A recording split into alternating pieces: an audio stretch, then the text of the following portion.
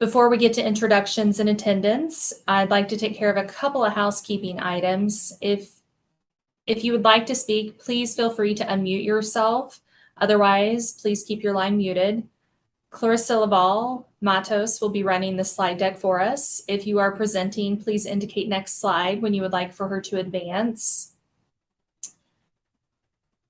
Thank you, Clarissa. So I'll start with the agenda and then we'll do the introductions and attendance. We do have a short agenda for today. Clarissa is the Indiana Office of Medicaid Policy and Planning, or OMPP. She will be presenting on FSSA's oversight and monitoring of the Verida contract.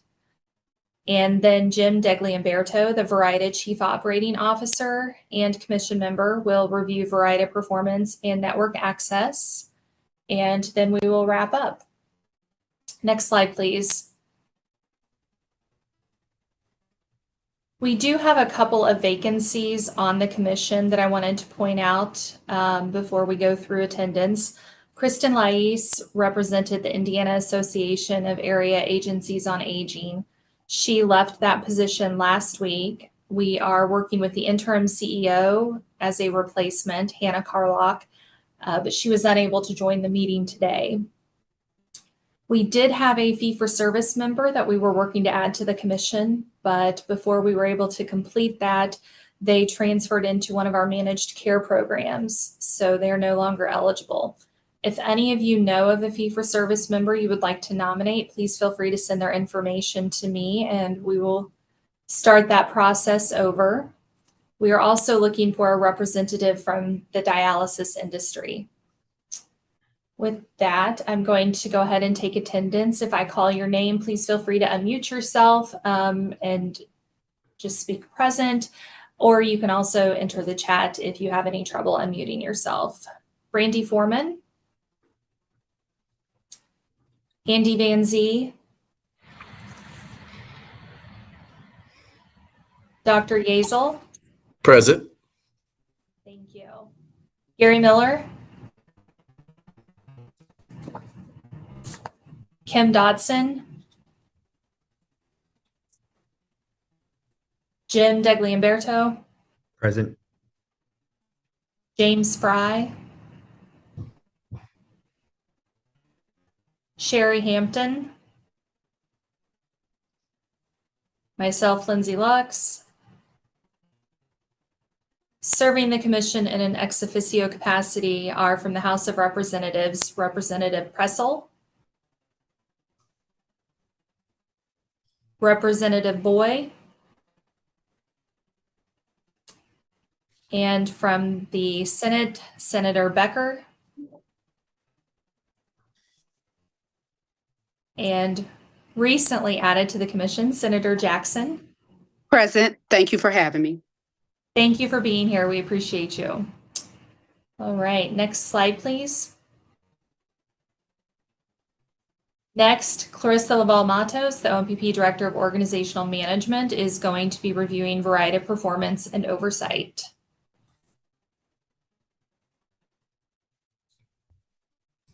Thank you, Lindsay, and good afternoon, everyone. Again, my name is Clarissa Laval Matos, and I will be providing the commission with an overview of how we oversee the Verida contract, as well as Verida's current performance.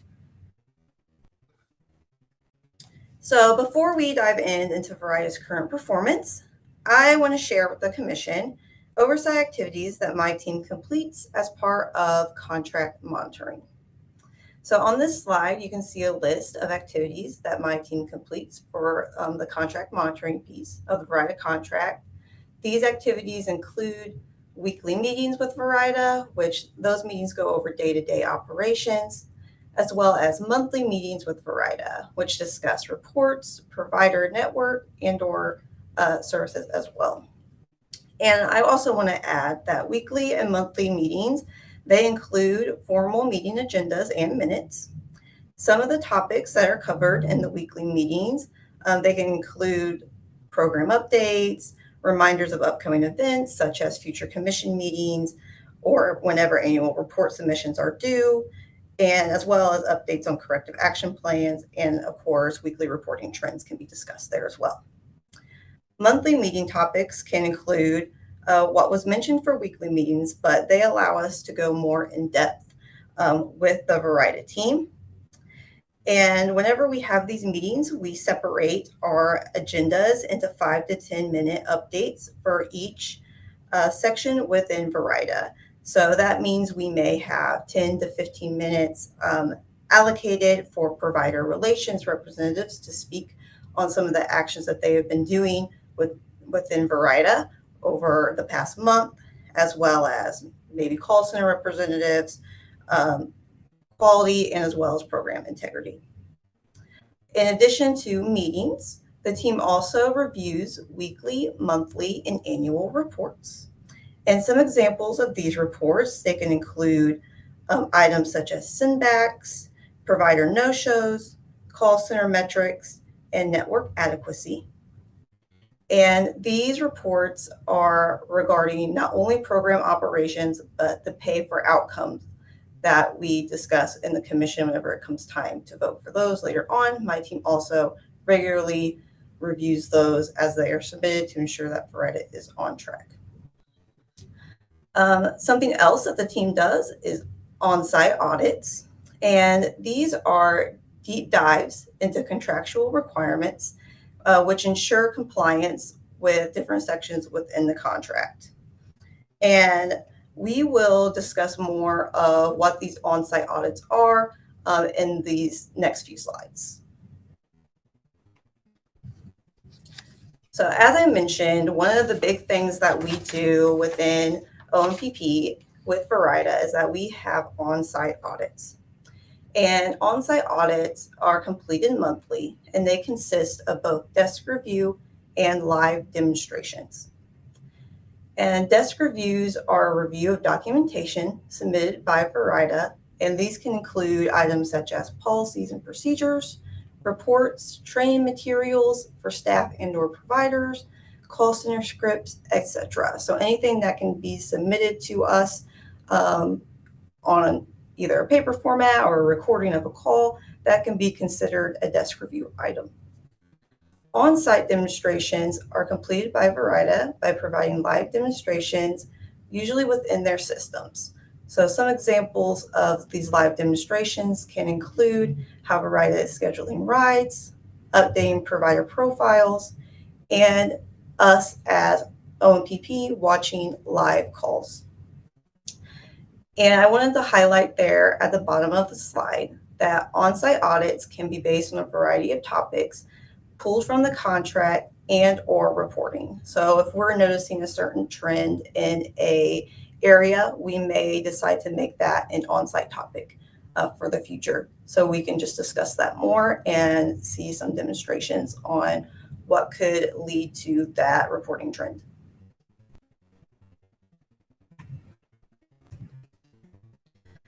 So to continue on with the on-site audits, so again, on-site topics that we participated in, we had member and provider databases.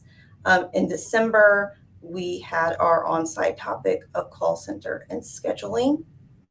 And there you can see a few dates of the items that we have completed. And some future topics that we are going to look into with Verida include program integrity, claims processing, provider education and training, and network sufficiency. This slide gives a demonstration to the commission here on what our on-site tools look like. Please keep in mind that our on-site tools are very lengthy, so this is just a screenshot of one page of the tool. I will not read everything on here. However, I do want to just dive into a few of the sections just to give a good overview of what's discussed. So as mentioned, we looked into call center and scheduling. And in the contract requirement section, we call out the section of the contract that was looked at. And just reading that first sentence there, we state that the broker must train call center staff and respect all callers' rights of privacy and confidentiality. Going more into that, it specifies that the broker must verify PHI, not PHI, but the member's identity before moving forward with scheduling a trip. And on the documentation requested column, you could see what we as OMPP are requesting to verify that Verida is in compliance with this contract requirement. So there you see on desk review to provide a written policy and procedures for verifying member authorization or authorized representative identity, and as well as a desk review item for Verida to provide call scripts for verifying member or authorized representative identity. And then you could see later on down for part C there for on-site, we had Verida demonstrate one incoming and one outbound live call where identity was confirmed.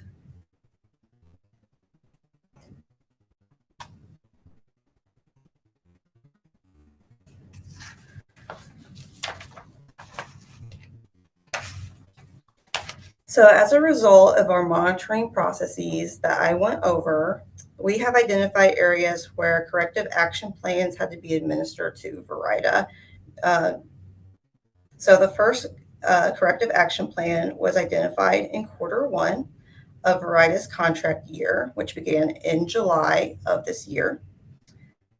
And it was approved for closure by the state. So this first corrective action, it was regarding reimbursing non-IHCP providers, and it was promptly addressed and approved for closure by the state. So again, this one is closed. So Verida demonstrated to us new staff procedures and new reporting that quickly remedied the issue. Verida also had to submit a detailed work plan and policies that would ensure that this issue would not reoccur. So we will continue to monitor the status of this closed cap monthly through our on-site audits. The second cap that's listed there was identified in Q2 of Verida's contract year, and it remains open. And this cap was regarding program integrity operations. And I will provide more details on the following slide of what this cap was, so the commission is aware.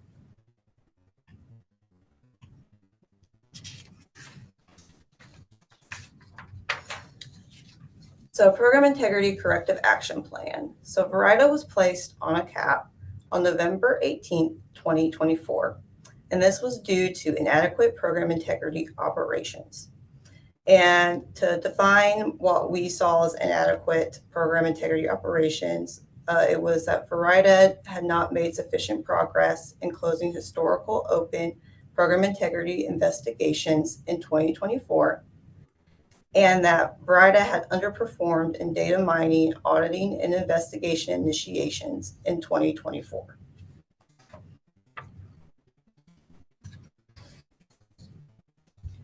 So as part of this corrective action, we and my team have put expectations on Verida that have to be completed in order for this cap to be closed.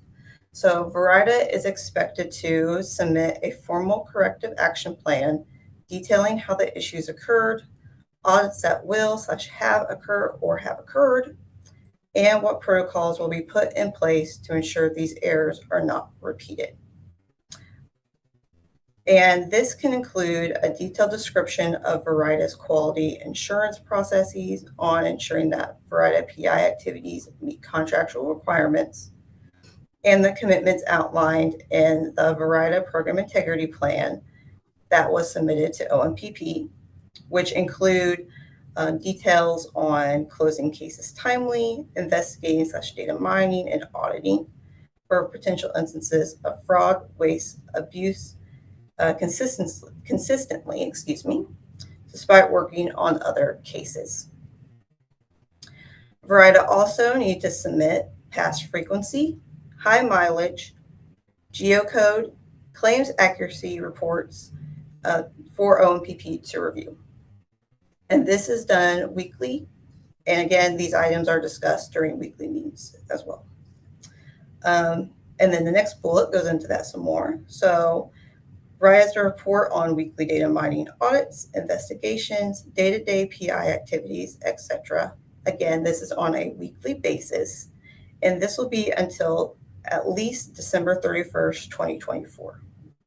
However, I want to highlight here that the state has the option to continue the cap for as long as needed until we are assured that all items are being compliant with what is stated in the contract and what was stated in the cap corrective action plan. The December 31st date is a check-in. Again, just discuss what has been happening, go over all the reports and items that have been submitted. Another item is that Verida is to attend meetings with the contract management team at least bi-weekly to update OMPP on their progress in increasing surveillance and utilization review activities and closing out old investigations.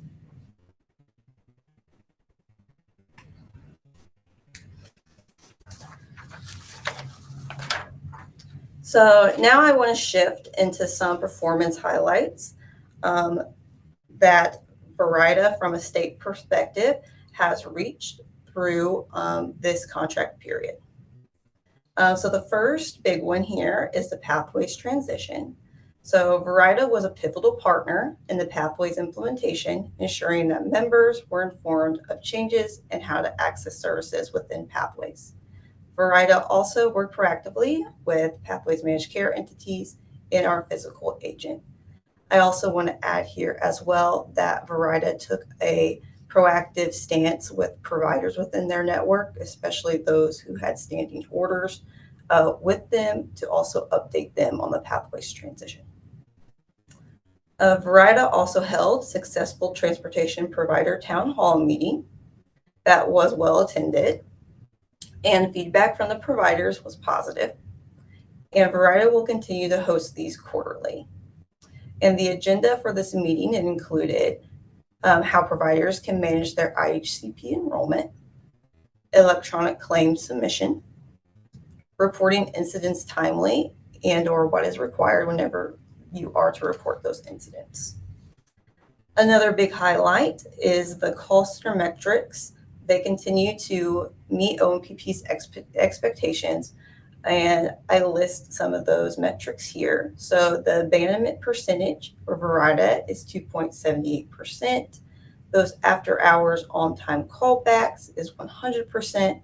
The first call resolution rate is 96.63%. The percentage of calls answered within 45 seconds is 89.89%. And the monthly average speed of, to answer a call is 23 seconds, which again, Verida continues to meet our expectations in all areas there.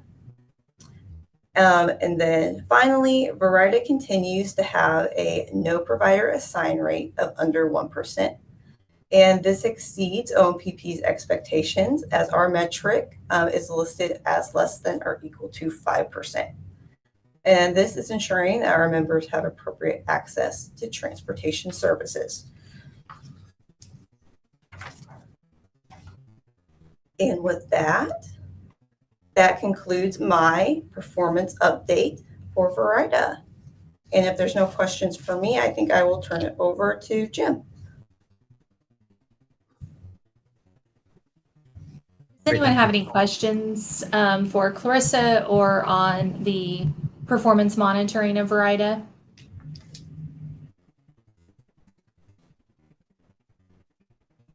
Okay. Jim Degliamberto, Chief Operating Officer for Verida, will now give his regular update on Verida network performance and access. Great. Thank you, Lindsay. Good afternoon, everyone. So you can just go to the next slide. And what we have here in this table are our quarter one of the calendar year or contract year, which started July 1st, 2024. What we show here are a number of our key metrics to give you a sense of what is occurring within the Nemt program that we're managing for the state. The number of inbound phone calls that we've received in Q1, this is a monthly average, 22,000 calls per month. I think as Clarissa mentioned, we're averaging about 23 seconds of speed per answer. So our ASA, average speed per answer for those calls, roughly 23 seconds. The members served, right around 3,100 unique members. Our trip volume has decreased slightly since the transition to pathways, but you can see our trip volume is right around 31,000 trip legs per. That's with a trip completion rate of 99.3%. Breaking down that trip volume a little, you can see ambulatory trips still make up the majority of the transports that we are brokering and our transportation providers, our partners are performing, with 23,896 ambulatory trips, 5,169 wheelchair trips.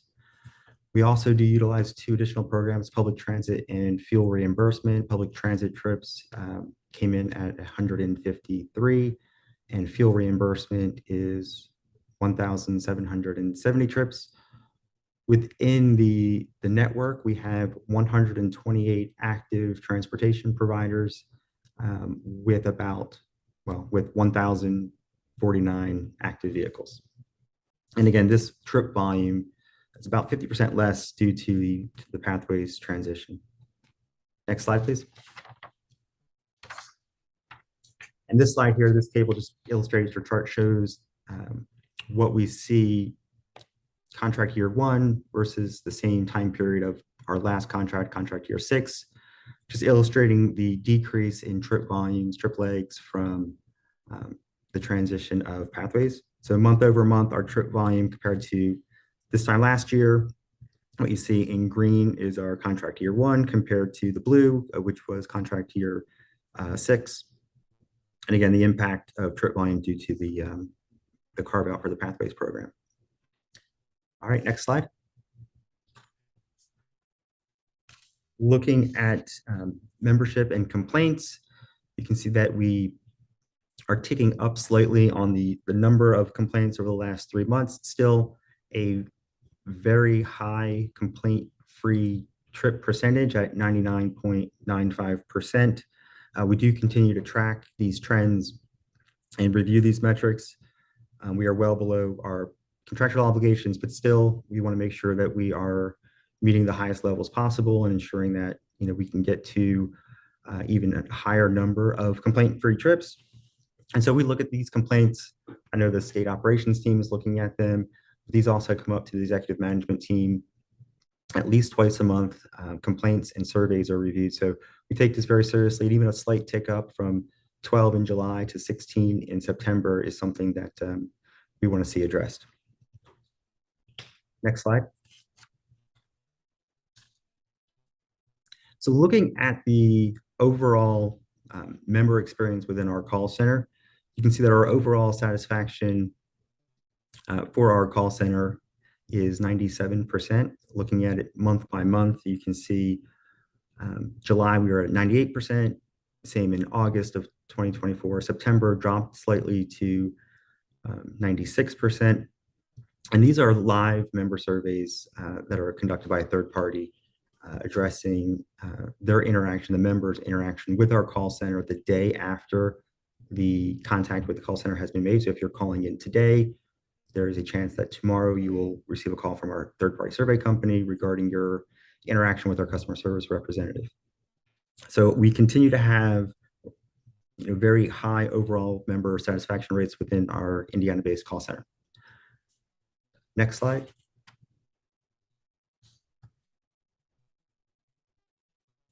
In addition to the member surveys that we're doing regarding the call center experience, we also survey the members' experience with our transportation providers in that network. You can see again a very high overall satisfaction with the transportation experience. In July, a 94% overall satisfaction. In August, again 94. September, a slight decrease to 92%. And what you see also here listed is the IVR overall satisfaction average. So we also do, aside from our third-party survey company calling a passenger or a member the day after their transport and walking them through a survey to understand their overall satisfaction. We also do IVR-based surveys. So these are outbound dial campaigns that occur if the member had opted in to receive such surveys the day of their trip. That evening, they'll receive an automated call from Verida that walks them through a quick five or six question survey that is reported out. And this overall survey provides a larger base of survey interactions. So instead of a relatively live, or live surveys where we're calling members directly and getting them on the phone, we're able to scale this out a little bit greater. We had about close to 6,000 surveys completed during this 3-month period. And the overall satisfaction for those surveys, again, 96%. We do look at the survey responses of the live surveys and of the IVR-based surveys. So members that are conducted, those surveys come back into us from that third party. We look at those surveys and those survey results at the state level, as I mentioned, but then also at the corporate level with what we call our EMT, our executive management team. We also look at those surveys for oversight and review. And again, any concerns or trends are addressed with the state operations, our QA teams, our quality committee at a corporate level to ensure that we are maintaining a very high level of overall member satisfaction. Next slide. So this slide here just speaks a little bit about the transportation network and kind of where we stand. We, as of September 30th, had about 10 providers in our credentialing pipeline. Those 10 providers bringing about 24 vehicles into the network. The existing transportation provider network, as mentioned earlier, 127 active providers, a little over 1,000 vehicles. So we have seen some impact due to the Pathways program. Some providers have left the network due to the decreased trip volumes that we've been able to provide. Some providers have left just due to natural attrition or to rising insurance costs, decided to get out of the business. But again, overall, the entire network is relatively stable. It's as stable as it's been since I've been part of the program here in Indiana.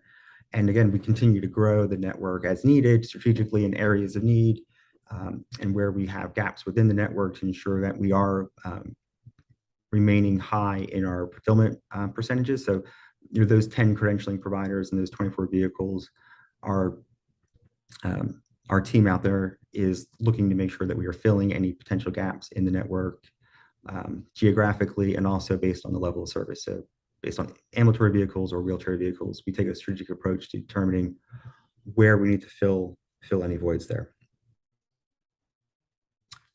Next slide.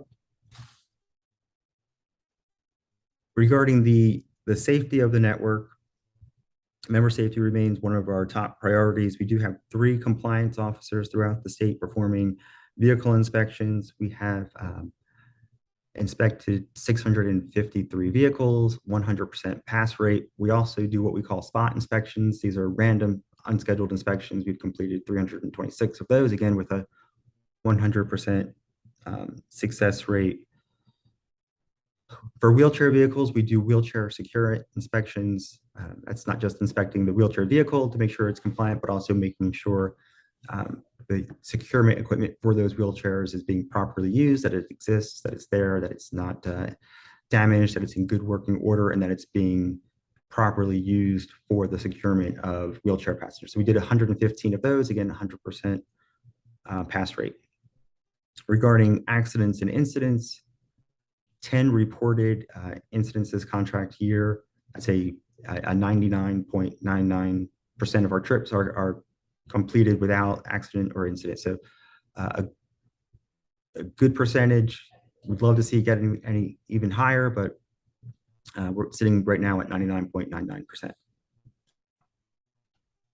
Next slide. So we wanted to take a minute and just kind of walk through a little bit. We talked a little bit about the corrective action plan regarding the program integrity department, but we wanted to take a few minutes to talk a little bit about some of the underpinnings of program integrity within Verida and how we've set this up. And again, failing to meet any standards is really not acceptable for us. And our systems and our processes are designed from the ground up to prevent fraud, waste, and abuse, to ensure program integrity. And one of the things we wanted to touch on here is Verida years ago, back in 2012, filed and was awarded a patent for a compliance system that is focused on reducing fraud in the provision of NEMT services. And so we take that very seriously. We've invested a lot of time and energy into designing a system that is U.S. patent worthy. And so I wanted to talk a little bit about this program and how it works. At its core, every item that comes into our Net Insight system, all of the address information, and this is where the patent kind of comes into play, but all of our address information is geocoded as it comes in. So every address that we receive, either for the member that comes through on a member eligibility file from the state, or if the member or healthcare provider is telling us which address they are going to, whether it's on the phone, whether they're doing it through a mobile app, whether they're doing it online through the web, all of the addresses that we receive, where we're transporting members to and from, all of those addresses are geocoded in our systems using technology from Microsoft and Bing Maps. So we are taking and collecting all of the information regarding the pickup and the drop off. And in our system, we look at the address, but we also note that geocode, the actual point, the lat and long values. So if you're going to Peyton Manning's Children's Hospital in Indianapolis, it's 2001, West 86th Street, but really to us, it's a point on a map. It's 31.9 degrees, latitude, and negative 86.19 longitude. And we use that information specifically when we're loading up our systems to ensure that a member is being taken to and from the appropriate addresses, right? That's one of our fraud, waste, and abuse procedures, is to ensure that you're going to the address that you have provided, and that we are not paying for trips that are longer than they need to be, or that you are not going to a non-covered service. And so when that address is geocoded, that becomes a record. Then we use a smartphone application that we developed that our transportation providers use to note where the pickup and the drop-off occur, and then do a correlation between those two geocodes, those 2 points, to ensure that you are within a certain parameter of, say, 2.5 miles of that location, to ensure that you are going to the location that we have designated in our trip system. And that's the heart of the patent process for ensuring compliance. There's a number of other things that go into the program as well that we'll touch on. Can we go to the next slide? So looking at the trip scheduling and the pre-authorization process, our trip system is looking at the eligibility that comes in. We're making sure that the member is eligible for the services. If the member is not eligible, if eligibility has lapsed, or they do not have eligibility, and we're not able to transport, we're not able to even schedule that trip for that member. We also look for the best mode of transportation, making sure that we're using the most effective, the most cost-effective mode available for that transport. We also make sure that it's an allowable Medicaid services. So looking at where they're going, the appointment reasons, making sure it's approved in its approved location. And then looking at the mapping of how we are going to pay for the trip, we route the trip and we calculate the mileage based on the shortest distance between the 2 points, using street routing, of course, but the shortest distance that you can get there via road. And then, of course, we're only assigning that transport to a credentialed provider. So a provider that's in our system, that is approved and that is active, and one that who can take that member at that level of service. So ambulatory member, again, can go on an ambulatory vehicle, wheelchair vehicles. We want to make sure that we are assigning the trip to the appropriate provider for the appropriate level of service. Next slide. So after the trip is completed, the claim comes in. So the transportation provider is going to submit, a claim for payment. We're going to make sure that the transportation provider is submitting a claim for the member that we assigned, so that they can only provide and only be paid for services for members that the broker has assigned to them. We're checking to make sure that we have the correct mobility provided. So if the transport went out as an ambulatory trip, we will not be able to pay it at a wheelchair rate.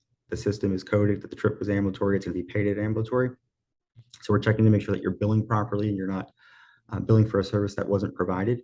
Back to the patented process we just talked about, the pickup and drop off, we're making sure that those pickups and drop offs are occurring at the expected location, the geocode difference, the variance there, but also at the appropriate time of the transport. So we're looking at the location, making sure that matches up with what we have scheduled, but also that the time matches up with what we have scheduled, so that you're being transported at the right place at the right time. Again, the vehicle that is being used, when that claim comes in, we're making sure that the vehicle that's associated with that claim has been credentialed, it's inspected, it's active in our system. The same with the driver, making sure that that driver is fully credentialed to both state requirements and our internal variety requirements, making sure that things such as criminal background checks have been completed, driving history, everything that you would need to meet the requirements is set, and that they are active in our system. We do capture the member's signature both on our smartphone tablet application, or if a paper trip log was used to document it, we're capturing the signature old school with an ink pen, but preferred using the mobile technology piece. So all of those things come together. If there's any issue with the claim, it is then denied. There are a number of different denial reasons that are provided back to the transportation provider. But all of these checks and balances go into how we help manage fraud, waste, and abuse, program integrity, to ensure that we are meeting those requirements. Next slide.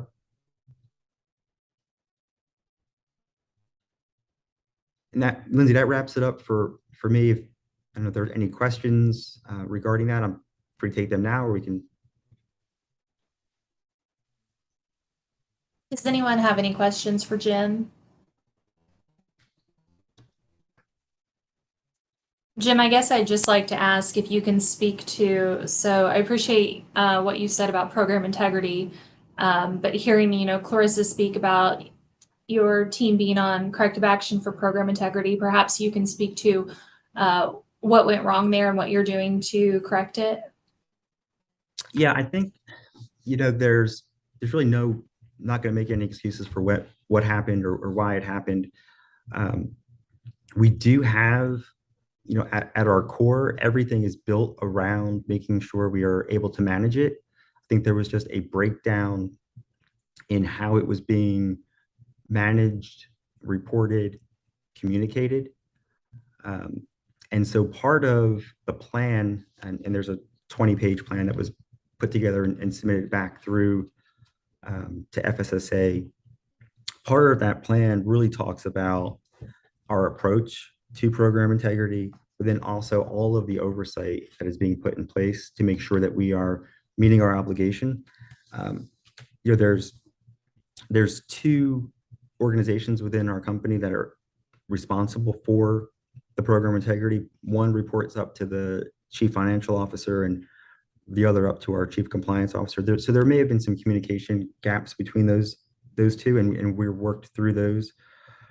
But ultimately, what we have put together with the assistance of the department is to ensure that all of the processes are being followed, all of the reporting is being completed. We've committed to, again, we've got all the data mining more regularly, making sure that we're reporting out those results, weekly and monthly, and making sure that we are opening and closing cases in a more timely fashion. So particularly the closing of cases and making sure that we are moving quickly through those and getting to some resolution, and then reporting that up to FSSA in a timely fashion is important to ensure that we are doing what we are obligated to do within our contract. So again, there's a very lengthy plan that's been submitted with a number of feedback mechanisms, including a new quality assurance component that ensures that the director of program integrity, working with the state director, our state director in Indiana, and then the vice president of operations, all three of them are meeting to ensure that this plan is being executed to its fullest.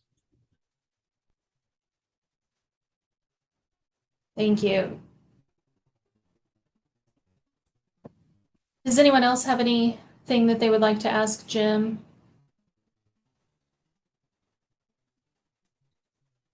Any new business anyone would like to bring up?